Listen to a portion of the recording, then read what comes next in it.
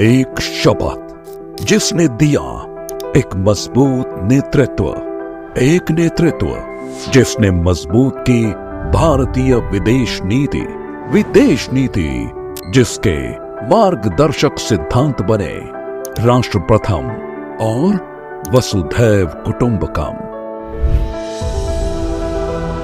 एक ऐसे समय जब विश्व कई गुटों में विभाजित हो, कई देशों के बीच तनाव और टकराव हो, तब भारत को विश्व बंधु के रूप में देखा जा रहा है। दुनिया के तमाम देश भारत पर विश्वास कर रहे हैं।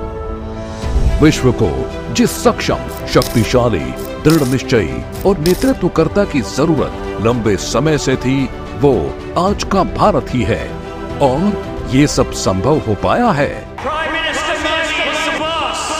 I am a fan of Modi. Prime Minister Modi is a man whose time has come at the time that India's time has come. Prime Minister Modi, for whom the sky is not the limit. याद कीजिए वो दौर जब विश्व के शक्तिशाली देशों का रवैया भारत के प्रति निराशाजनक हुआ करता था, लेकिन 2014 के बाद भारत की आवश्यकता हर उस मंच पर हुई जहां विश्व कल्याण की बात हो रही हो। दुनिया ने भारत को एक विश्वास के रूप में देखना शुरू किया। बीते कुछ वर्षों में भारत की छवि तो बदली ही है, साथ ही दुनिया में देश का मान और सम्मान भी बढ़ा है। आज विश्व में भारत को जानने समझने की अभूतपूर्व जिज्ञासा दिख रही है। अंतर्राष्ट्रीय नेताओं के साथ सहज ही घुल मिल जाने के मोदी जी के हुनर का ही कमाल है कि आज भारत के घनिष्ठ मित्र देशों की संख्या खासी बढ़ गई है। दुनिया की बड़ी कंपनियां भारत में कारोबार करने को इच्छुक हैं। We are proud to be partnering with India. This is India's moment. You have to seize the opportunity. So we're very much looking forward to the future of partnering with India. 2014 में शपथ लेने के बाद से ही मोदी जी ने भारत की विदेश नीति को भी महत्वपूर्ण रूप से प्रभावशाली बनाया। विभिन्न देशों के साथ भारत के संबंधों को सुदृढ़ किया और वैश्विक मंच पर भारत की उपस्थिति को बढ़ाया। इसी का नतीजा रहा कि अफगानिस्तान में तालिबानी शासन के बाद से सिख धर्म से जुड़ी आस्था और विरासत के प्रतीकों को सकुशल भारत लाया गया।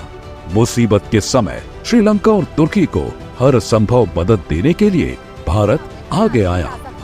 तुर्की में भूकंप पीड़ितों की मदद के लिए भारत से एनडीआरएफ की एक टीम तुर्की के लिए रवाना हो गई है। आर्थिक संकट में फंसे श्रीलंका को भारत ने मदद भेजी है। मोदी जी के नेतृत्व में ही भारत ने कोविड काल में मानवीय पहल करते हुए दुनिया भर के देशों को कोविड-19 टीके उपलब्ध करवाए।